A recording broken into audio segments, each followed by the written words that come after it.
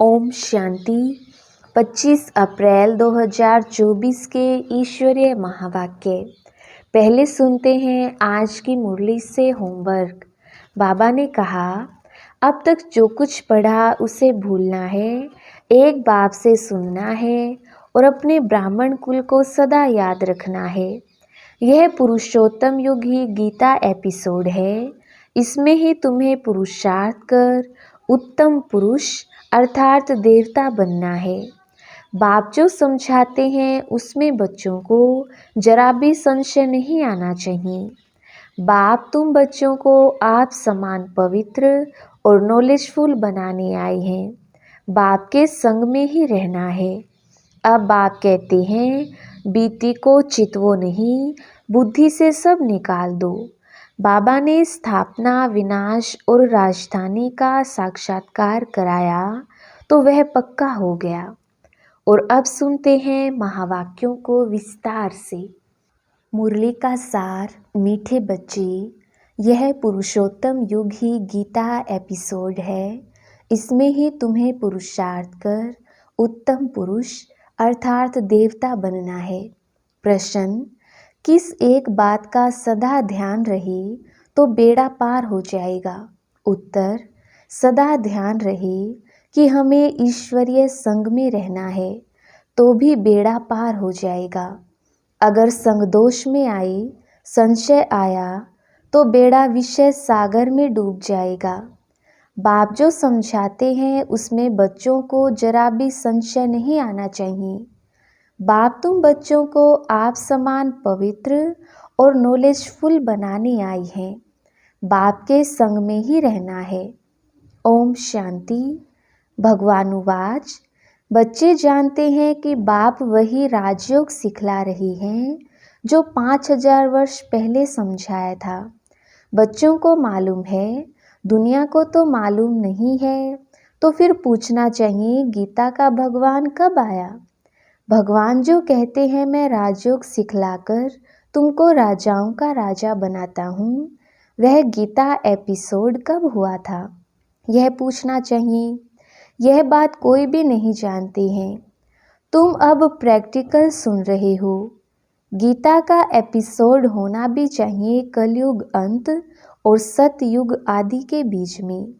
आदि सनातन देवी देवता धर्म की स्थापना करते हैं तो जरूर संगम पर ही आएंगे। पुरुषोत्तम संगम युग है जरूर। बल पुरुषोत्तम वर्ष गाते हैं परंतु विचारों को पता नहीं है। तुम मीठे मीठे बच्चों को मालूम है, उत्तम पुरुष बनाने के लिए अर्थात मनुष्य को उत्तम देवता बनाने के लिए बाप आकर पढ़ाते हैं। मनुष्यों में उत्तम पुरुष ये देवताएं हैं। मनुष्यों को देवता बनाया इस संगम युग पर। देवताएं जरूर सतयुग में ही होते हैं, बाकी सब हैं कलयुग में।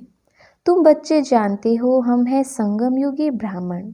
यह पक्का पक्का याद करना है, नहीं तो अपना कुल कभी किसको भूलता नहीं है। परंतु यहाँ माया भुला देती है। हम ब्राह्मण कुल के हैं फिर देवता कुल के बनते हैं। अगर यह याद रहे तो बहुत खुशी रहे। तुम पढ़ते हो राजयोग, समझाते हो, अब फिर भगवान गीता का ज्ञान सुना रही हैं और भारत का प्राचीन योग भी सिखा रही हैं। हम मनुष्य से देवता बन रहे हैं।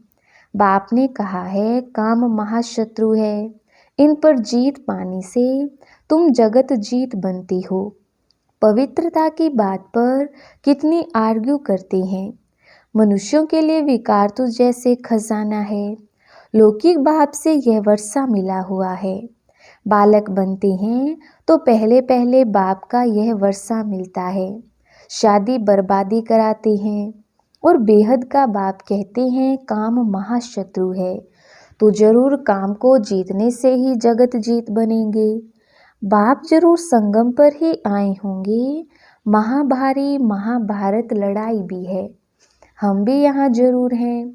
ऐसे भी नहीं सब फट से काम पर जीत पाते हैं। हर बात में टाइम लगता है। मुख्य बात बच्चे यही लिखते हैं कि बाबा हम विषय वैतरणी नदी में गिर गए तो जरूर कोई ऑर्डिनेंस है। बाप का फरमान है, काम को जीतने से तुम जगत जीत बनेंगी। ऐसे नहीं जगत जीत बनकर फिर विकार में जाते होंगे। जगत जीत यह लक्ष्मी नारायण है। इनको कहा जाता है संपूर्ण निर्विकारी। देवताओं को सब विकारी निर्विकारी कहते हैं, जिसको तुम राम राज्य कहते हो।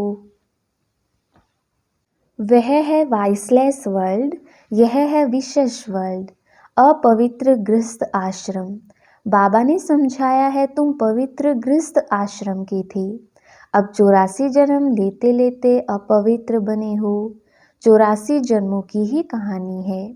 नई दुनिया जरूर ऐसी वाइसलेस होनी चाहिए। भगवान जो पवित्रता का सागर है वही स्थापना करते हैं। फिर रावण राज्य भी जरूर आना है। नाम ही है राम राज्य और रावण राज्य। रावण राज्य माना ही आसुरी राज्य। अभी तुम आसुरी राज्य में बैठे हो। यह लक्ष्मी नारायण है दैवी राज्य की निशानी। तुम बच्चे प्रभात फेरी आदि निकालते हो। प्रभात सवेरे को कहा जाता है। उस समय मनुष्य सोए रहते हैं, इसलिए देरी से निकालते हैं। प्रदर्शनी भी अच्छी तब हो जब वहाँ सेंटर भी हो, जहाँ आकर समझें कि काम महाशत्रु है। इन पर जीत पाने से जगत जीत बनेंगे। लक्ष्मी नारायण का चित्र साथ में जरूर होना चाहिए, ट्रांसलाइट का। इनको कभी भूलना नहीं चाहिए। एक यह चित्र और सीढ़ी। ट्रक में जैसे देवियों को निकालती हैं, ऐसे तुम यह 2-3 ट्रक सजाकर उसमें मुख्य चित्र निकालते हो तो अच्छा लगता है। दिन प्रतिदिन चित्रों की वृद्धि भी होती जाती है। तुम्हारा ज्ञान वृद्धि को पाता रहता है। बच्चों की भी वृद्धि होती जाती है। उसमें गरीब साहूकार सब आ जाते हैं। शिव बाबा का भंडारा भरता जाता है। जो भंडारा भरते हैं उनको वहाँ रिटर्न में कई गुना मिल जाता है।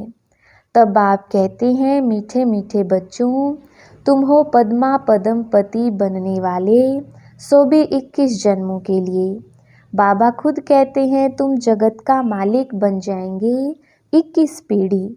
मैं खुद डायरेक्ट आया हूँ, तुम्हारे लिए हथेली पर बहिश्त लाया हूँ। जैसे बच्चा जब पैदा होता है तो बाप का वर्षा उनकी हथेली पर ही है। बाप कहेंगे, यह घर बार आदि सब कुछ तुम्हारा है।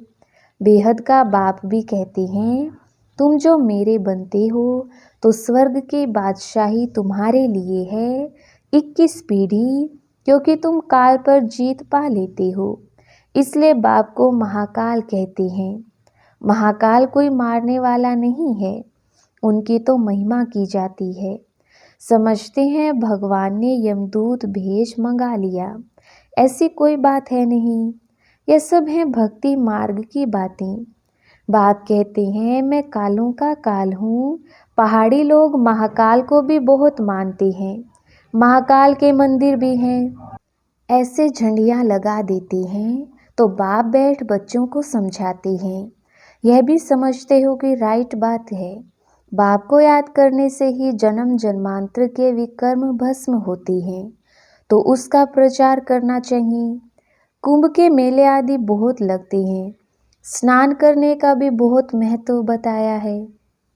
अब तुम बच्चों को यह ज्ञान अमृत 5000 वर्ष के बाद मिलता है।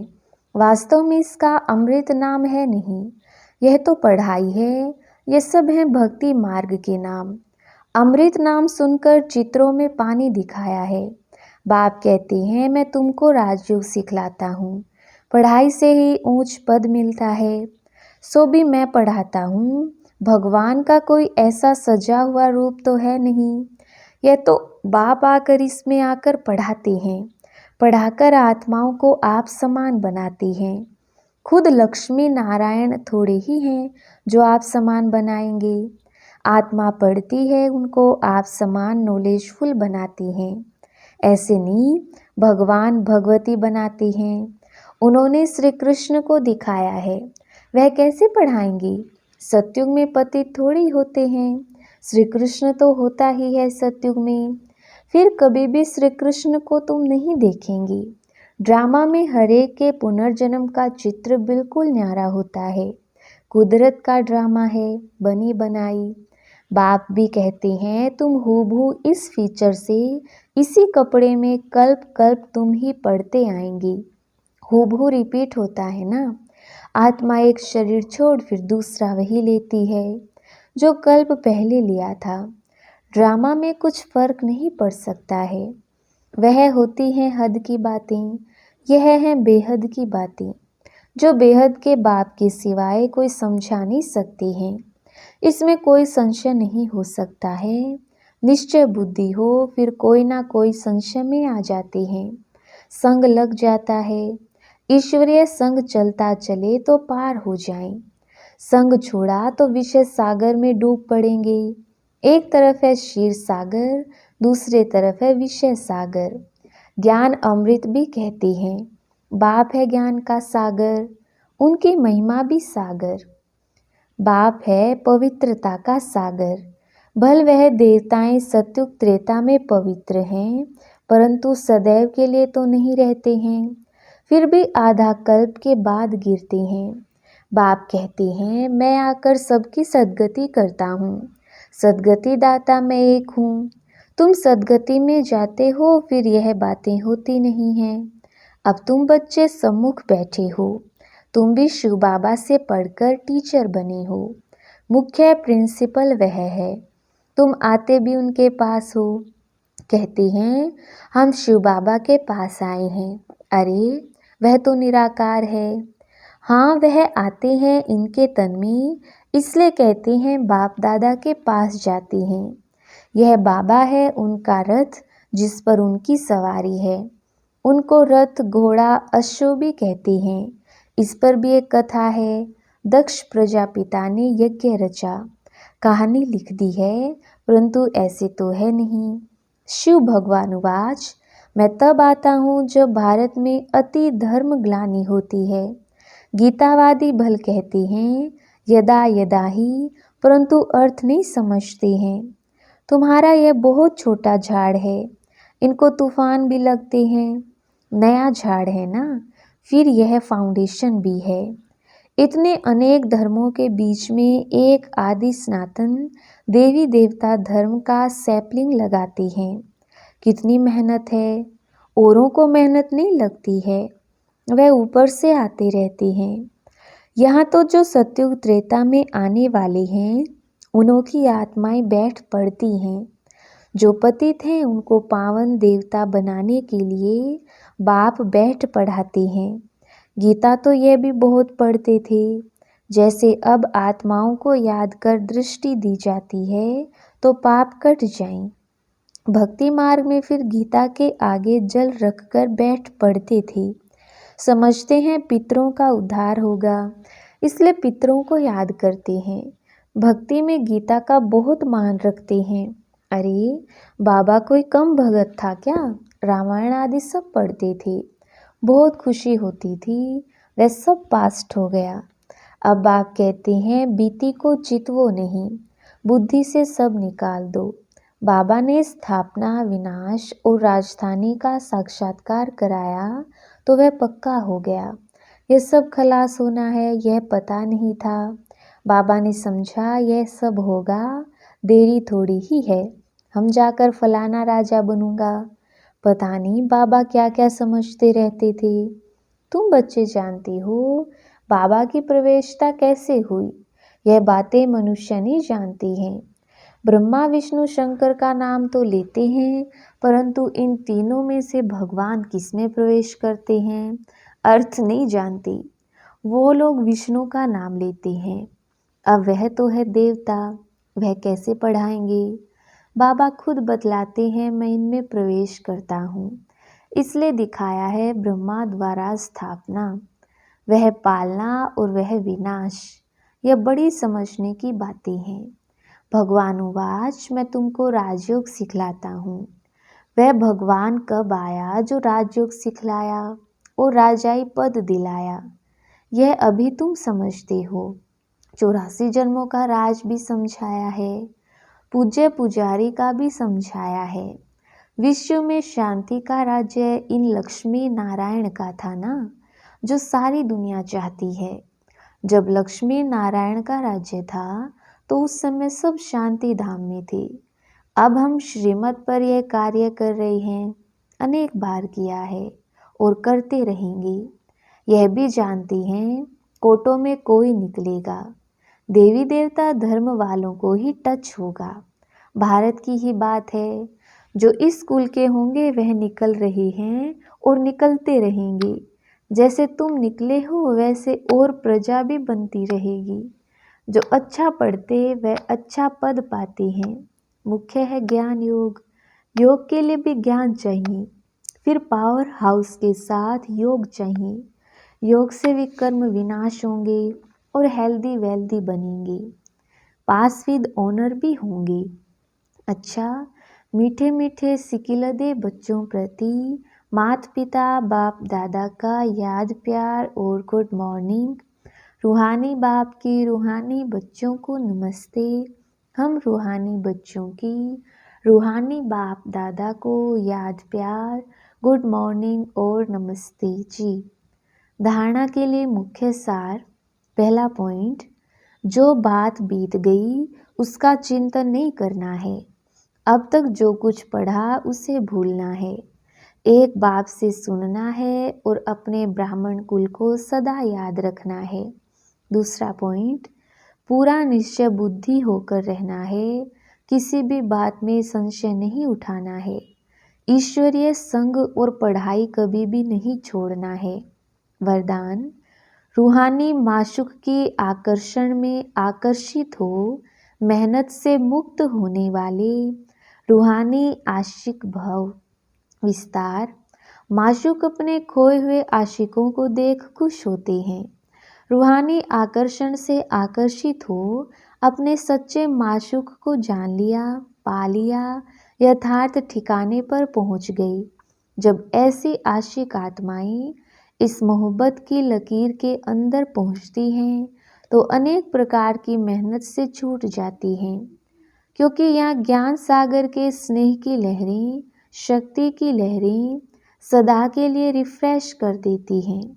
यह मनोरंजन का विशेष स्थान, मिलने का स्थान आप आशिकों के लिए माशुक ने बनाया है।